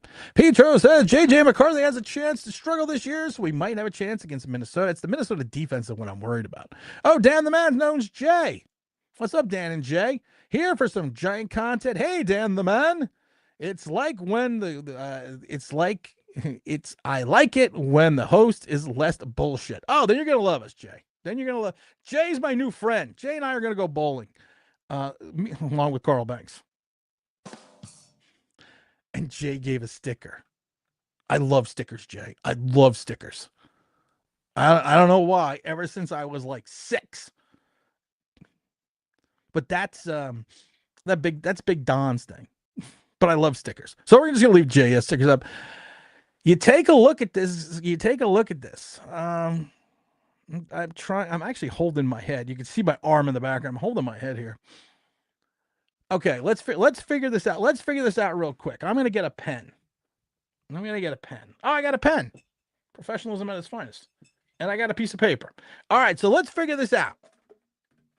Here we go. All right, let's Yeah, that's just me throwing shit off my desk. All right, so let's see. Week 1. We're gonna do a W. We're gonna do a W and an L thing because my pen's not working actually. All right, so I'm not professional. I thought I was professional. I'm not professional. I gave myself my own. Tooted my own horn too fucking early. Oh, this is one of those pens that. Okay. All right, so let's figure this out. Week 1 and 2. Do we want to do this the fan way or do we want to do this the honest way? All right, because we're looking at week 1 and 2 here. All right, hold on. Let me see if I get a pen. Okay. I got a pen. I don't know if it works. So week 1 and 2. All right, I think we lose the Washington game. Okay, so I'm going to give us an L in Washington. You have to start 1-1. You have to. Only because, like I said, because of what's going on with this division, so you have to start 1-1. But we're in Dallas. I got to give us a loss to Dallas. I have to. Just right now. This could change. Then you got Kansas City coming home Sunday night opener for the Giants. I will be there. Kansas City defending. Maybe Patrick Mahomes doesn't show up. So I'm going to give us a loss. Then we look at the Chargers, San Diego Superchargers. You got the Harbaugh, you got the Herbert, you got an improving secondary and defense, and I'm gonna have to give us a loss.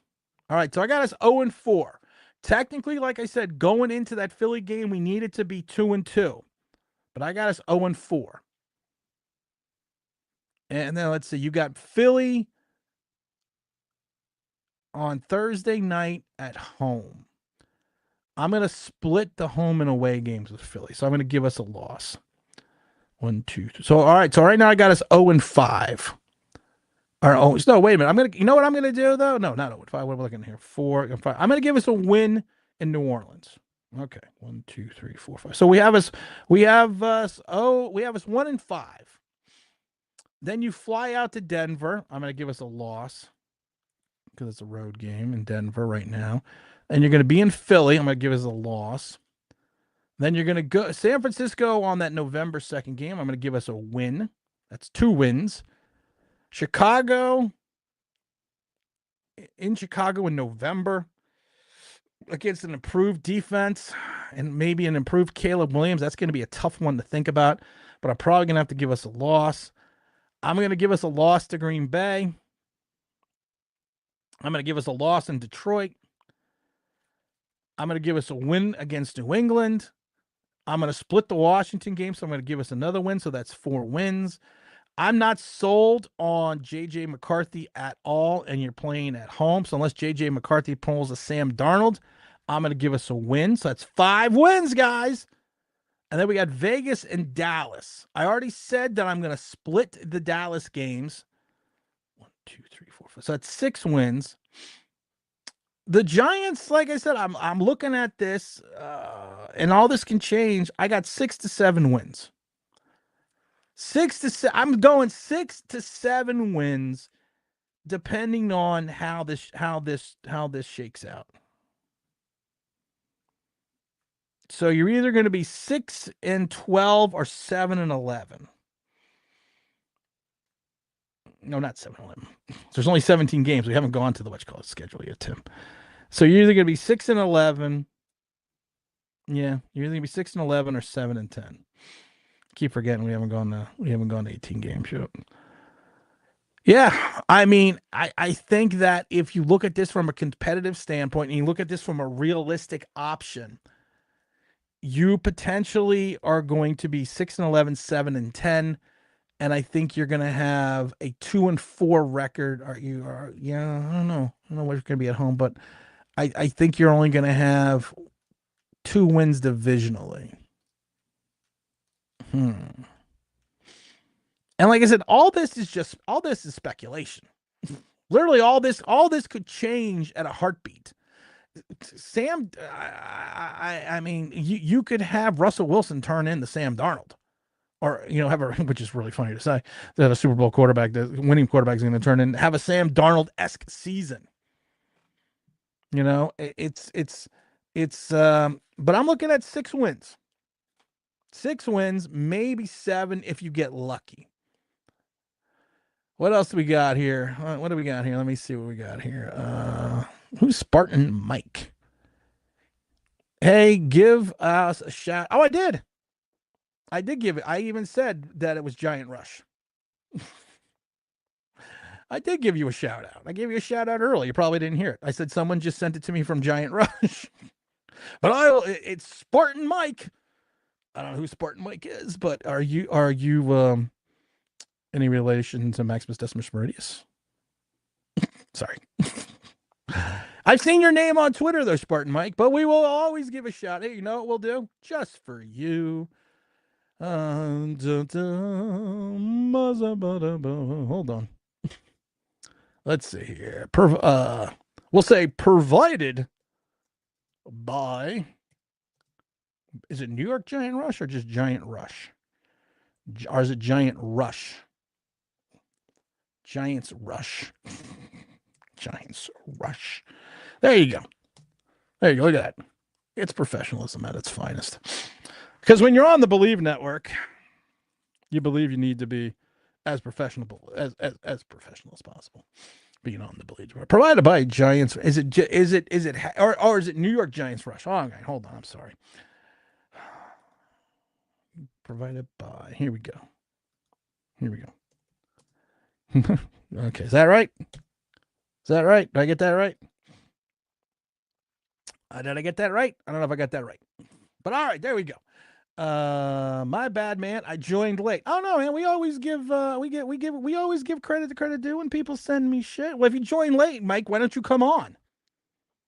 You're part of Spartan Rush. Look at that. I'll even invite you. I invite everyone. Anyone that wants to come on, you know, and now we got the schedule up. Maybe Mike will come on. Maybe Spartan Mike will come on. Here we go. Put that in the thing here. There we go. I'm still looking at, we always give Mike, we always give credit, but but like I said, Mike, is that your full real name or are you? Why doesn't the hero reveal himself and tell us all your real name? You do have a name. My name is Gladiator. That's Mike's new name. Mike's new name is Gladiator. What's going on here? Ferris says, we love Spartan Mike. All right, fine. Then I love Spartan Mike too. Appreciate you. I appreciate everyone. It's all but love. Petro says 1 Commanders, 2 Dallas, Saints 3.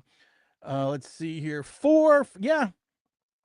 I'm still seeing 6 to 7 wins. Okay, now Mike, you're just being a dick. Now you want me to type in that? Fine. Jeez Louise Marie. Like I got enough fucking problems in my life. Is it good? All right, I'm gonna type it in. You know what? Okay, here we go. Edit that. Okay, here we go. And I'm gonna go like that. And I'm gonna go like that. And then I'm gonna go. Do I go like that? And then I'm gonna go. Do I need to hashtag? Do I need to hashtag you? Caught me on a day where I'm in a good mood. There we go. Is that better? Was that NY Giant Rush? Okay. All right, there we go.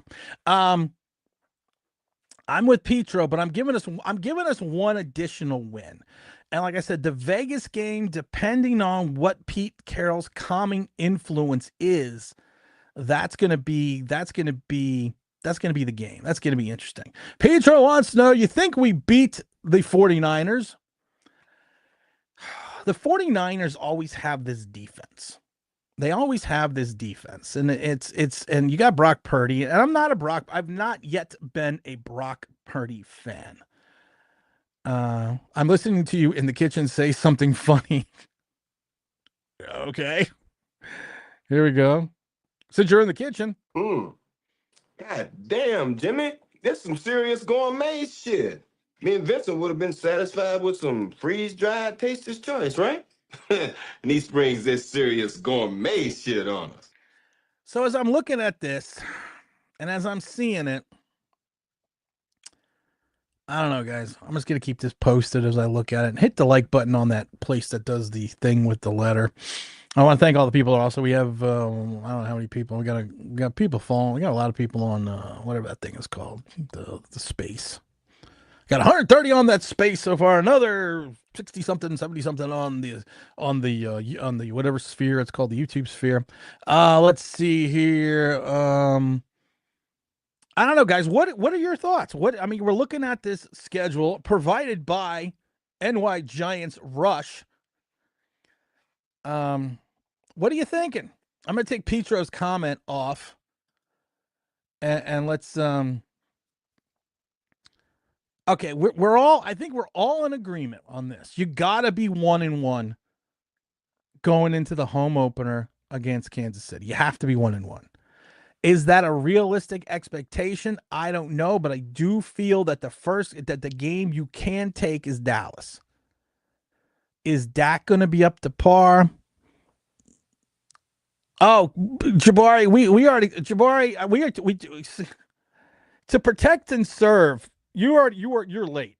Protect and serve sent me this video. I didn't watch it because I just couldn't. But he broke it down for me, and we've already mentioned the fact that Kopp is a fucking idiot. So he is beyond the homer. It's a shtick. He could have some mental issues for all we know. But yeah, anyone that thinks that definitely has mental issues. But like I said, you gotta be 1-1 coming into that Kansas City game. You have to be. There's Jabari. Come on. I put the link in the chat. What are you doing?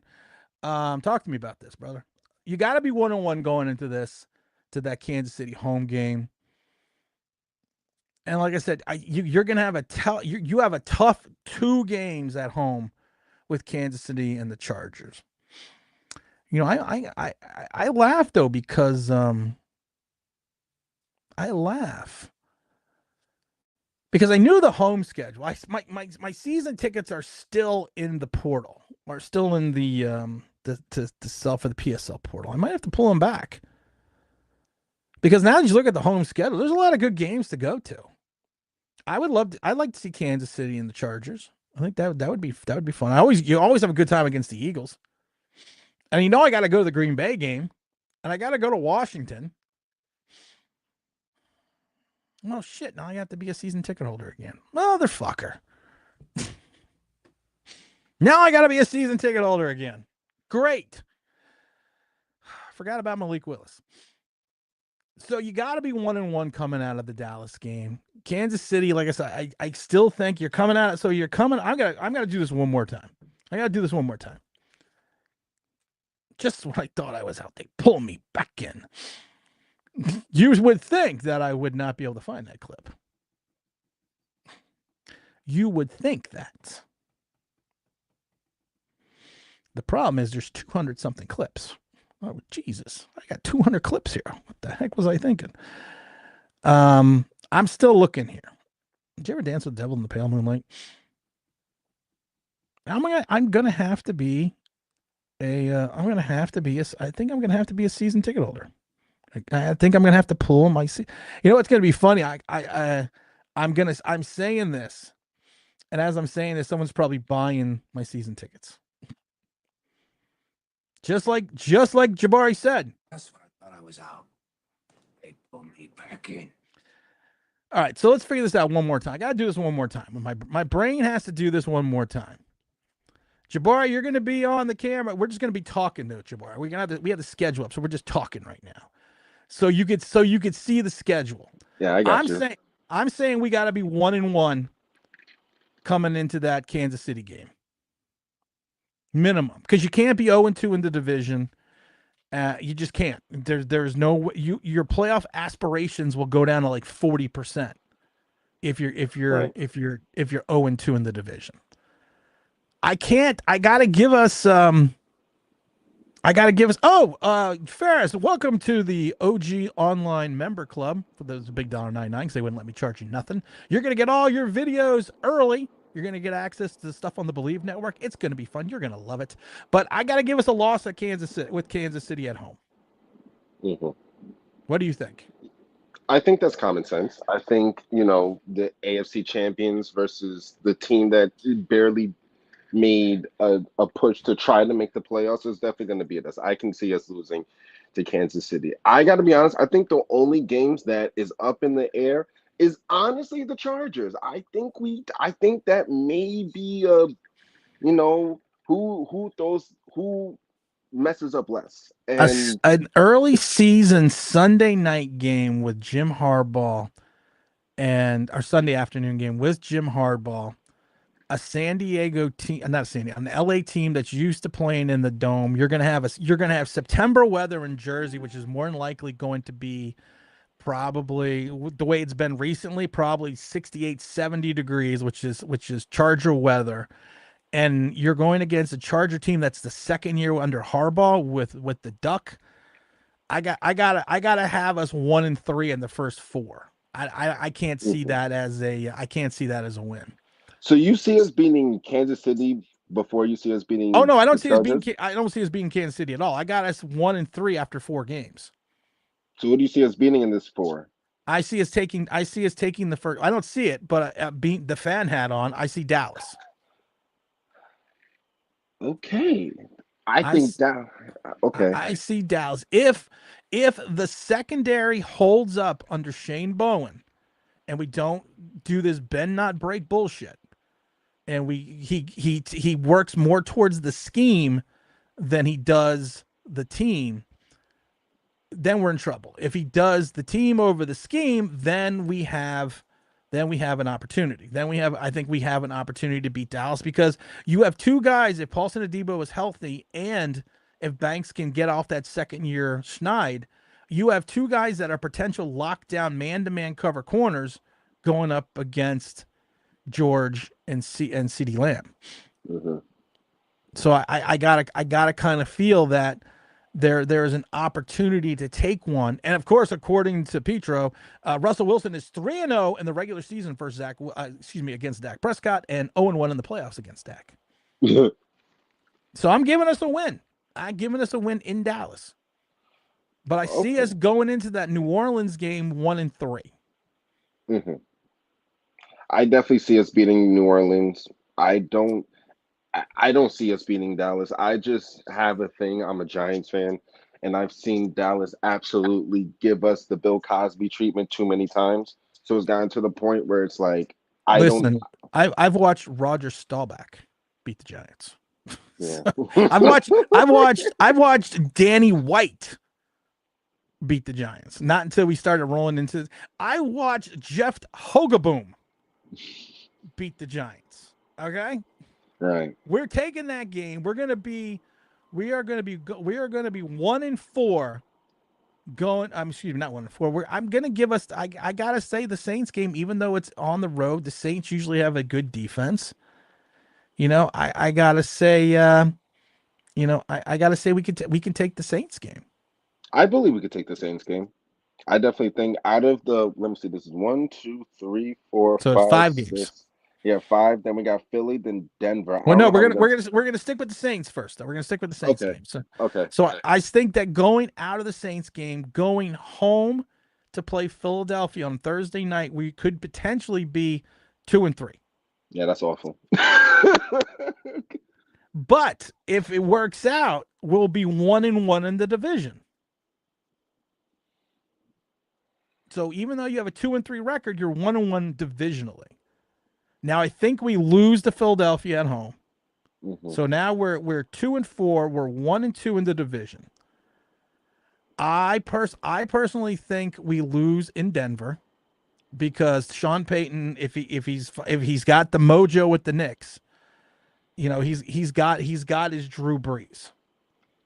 So I give us 2-5 going into Philly. You really believe in Bo Nix? No, I don't believe in Bo Nix. I believe in Sean Payton. Ah, okay. There is a difference. I don't. Sometimes a player, yeah.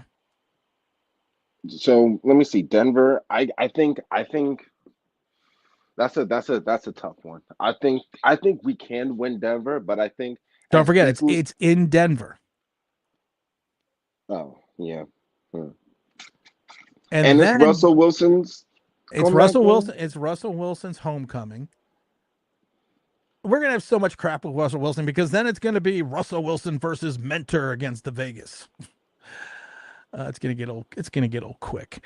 Okay, so then after Denver, you're flying back from Denver. You're gonna fly home and then you're going to jump on the bus through 95 to Philly. So I'm going to give us the Philly loss. So after 8 games, I got us 2-6, and I got us 1-3 in the division. Hmm. So I got What a do you question. If I could see that, but here's a question: is it at this point that Dable and Shane get fired, or when No, does that come into the equation? they will. Shane or Dable, if this continues to roll, will be fired week 12, which is the Detroit game. But Okay. I think it would be more that I think more than the fact that it would be I think Dable would be fired. I don't think I still I like I said, I think Shane is coming back. I think Shane is coming back year 5. It's just the giant way if you take a look at the Gettleman scenario and even the Yeah. Jerry Reese scenario and even like I said going back to Andy Robustelli. Hmm. So we're 2-6 after after the Eagles. Then we have San Francisco at home. That's the game to me that is a toss-up matchup because of the fact that San Francisco without Bosa now, they still always seem to put together a defense, but Steve Wilkes is gone. Um, you're going to rely on Brock Purdy. If the Giants are turning into something, I'm going to give us a win over San Francisco and make us 3-6. Okay. I think that that's a loss to me because I think that, as you said before, the 49ers always find a way to come up with a top 5, one of the best defenses in the league. Without Bosa, let's see how that forms. But, and I don't trust Brock Purdy. I love this. Kafka, interim head coach. Oh, shit. Kafka's still listen. Kafka is supposedly calling the plays this year. But I do like Kafka interim head coach. Oh God, I hope not. That's like when Spagnuolo was there are just certain guys that are better as coordinators than coaches. Joe Bugle is always the one that first comes to mind, but Spagnuolo is that same thing. I think Kafka, I couldn't, oh God, now I'm never going to get that out of my head. But I got to give us a win. I'm going to give us a win in San Francisco against San Francisco. Here's where the trouble lies. You're going to fly into Chicago. Chicago, new head coach. You got the offensive coordinator out of Detroit. You got Caleb Williams in year 2. You have a lot of weapons in Chicago. You're gonna probably have a running game this year. The defense looks like it's gonna be solid. I'm gonna give us a loss in Chicago, so I'm gonna sit us at 3-7 going into the home game against Green Bay. Yeah, I think that's definitely more of a toss up. I probably would go on the side of we're probably gonna lose because I also think what week is this? This is 10? week 10. Yeah, Week 10. so and there's no bye week, so at some point there's gonna be a bye major week is week injury on that 14. team. That's Right. 14. So We have a bye week week 14. right. So at some point, some giant players, something's gonna happen. And by that time around that like week 10 or something, yeah, like something's gonna happen. So I think we lose that game in Chicago. All right, so I got us 3-7 through Chicago. Green Bay is at home. Jordan Love is going to be hurt, so Malik Willis is going to be playing. That's of course that's just my fantasy, but I got it Green Bay with that running game with Jordan with Love, with that defense. Yeah, I know it's at home, but Green Bay is a perennial playoff team. I'm also a shareholder and part owner of the Green Bay Packers, as everyone knows. So I'm going to give us a loss against Green Bay. So I'm going to give us 3-8 in week 11. What are you thinking? Yeah, I agree. We were gonna lose to Green Bay. And then we're going to go on the road to Detroit. That's a loss. Yeah. You got to think about it. We don't have anything. That's 3-9, 1-3 in the division. I give us the win in New England, even though it's that Monday night game, because I have no confidence right now. I have no. And again, guys, these numbers could change because these numbers could change at any moment because of the fact that we have no clue. What the off season is going to be like, what training camp's going to be like, the injuries, just in general. But I got us winning New England. So going into the week 14 bye, I have us 4-9, 1-3 in the division. Yeah, I definitely see that. I think that at most, there's certain toss-up games. I think at most we win 6 games, but that still isn't making the playoffs. Okay, well, we're not there yet. Oh, We're not there yet. We're not supposed to I'm talk sorry. about what your total is, Jabari. Man, I bring you Okay. on to be my special guest, and you don't friggin' come on, man. Come on. My All right, so fault. he didn't say that.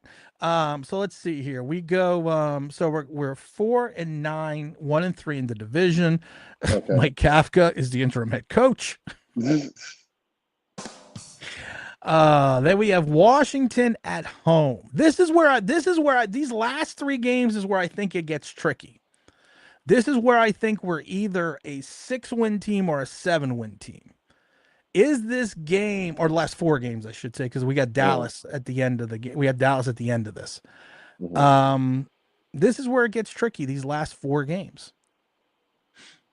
Is Washington competing for the playoffs? Is there injuries involved with Jaden Daniels? We're playing Washington in a December game at home. Right.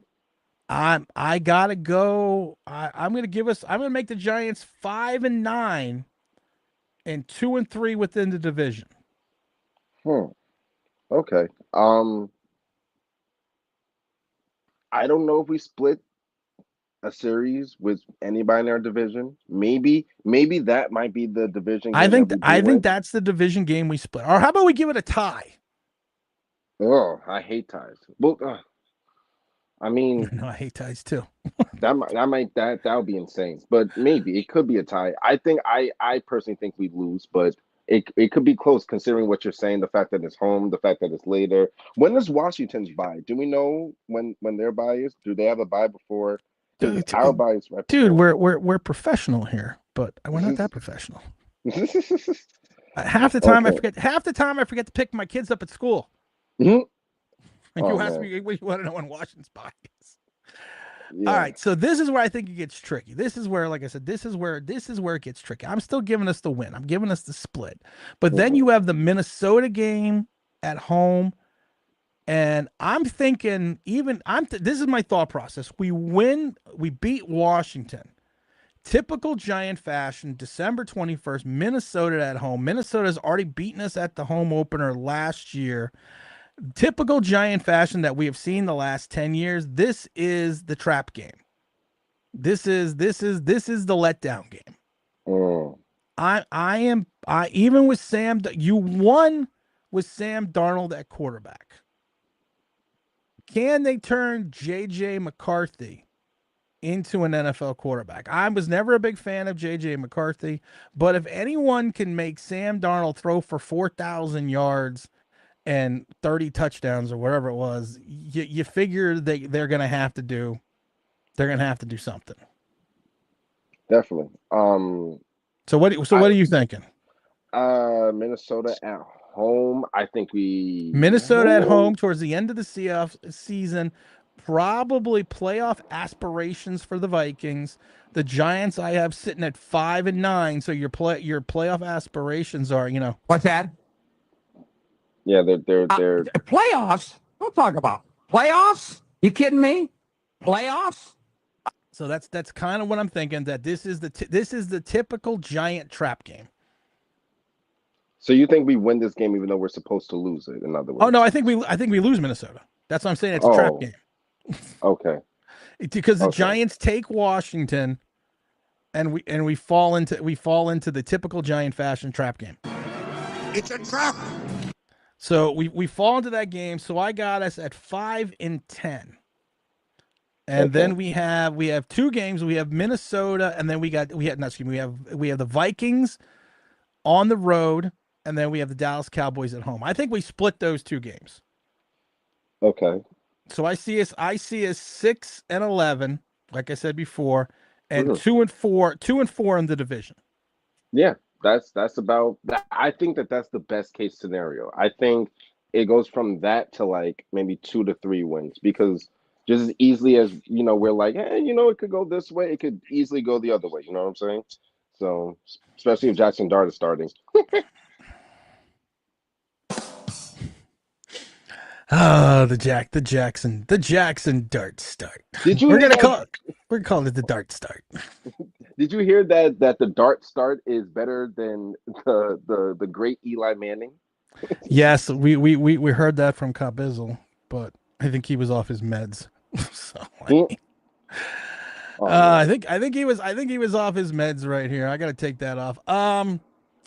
Yeah, guys, that's where we're at. I mean, that's what I'm saying. I want to get to the last little bit of chat here. I want to thank NY Giant Rush providing that information. Hopefully they were 100% correct. If not, we're going to look really foolish. And I'm going to find one of them and punch him in the back of the head. But I want to give we gave a shout out. Didn't we? Oh no, that was an old one. Let's see here. Well, Broadway says, I think the Vegas over under is 5.5. I'm taking the over. I'm taking the over 1. I'm giving a 6. Mr. Ferris says that's a lot of night games for a 3-win team. He's 100% right about that. Let's see. Dan the Man said, I honestly think that the accurate cause that's good enough for Shane and Dable not to be fired. Listen, you win 6 games, they're not getting fired. In my mind, they don't get fired. Really? You don't think so? Even if we miss the play, how many? I think if they miss the playoffs? playoffs, they win 6 games, they get Jackson Dart involved in some capacity, they don't get fired. What would have to happen for them to get fired? What they would have to be 0 and whatever going into Thanksgiving. So they have to be like 0 and 9 going into Thanksgiving.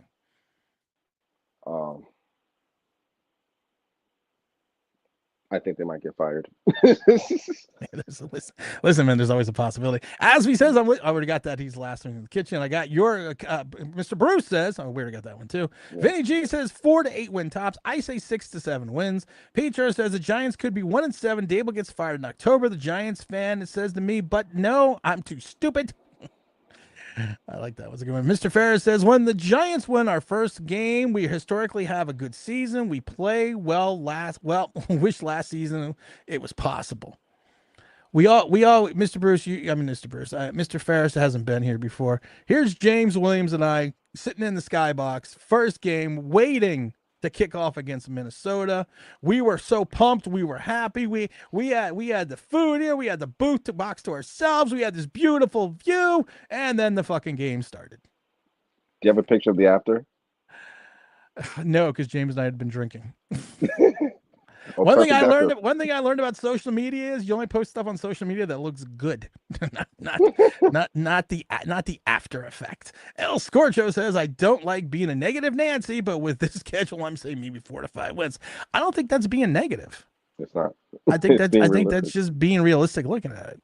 Let's see. Off Broadway say we're 3-0 after we leave Kansas City. All this is a perfect world. That would be a perfect world. The Bill Cosby treatment. Bill Cosby treatment, more like Sanford and Son or Three Stooges. Let's see here. Vinny G says, I mentioned before, look at the giant, all the great coaches we are facing. It is pretty interesting.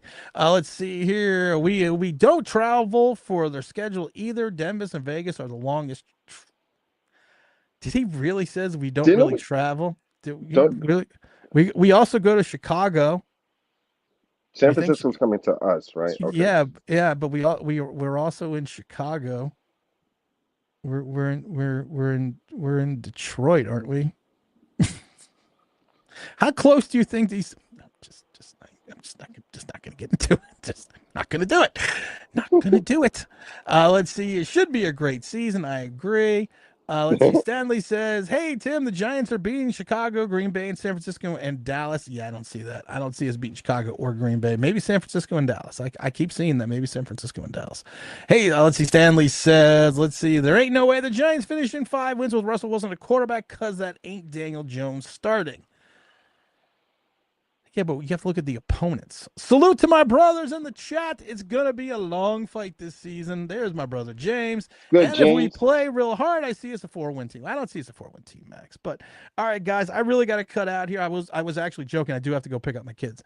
So I wasn't joking about that. But I want to thank everyone for tuning in. I want to thank Mr. Bruce for coming in. I want to thank New York Giants Rush for providing the schedule and that information. So, guys, you know what? It is what it is. We're going to do what we can do.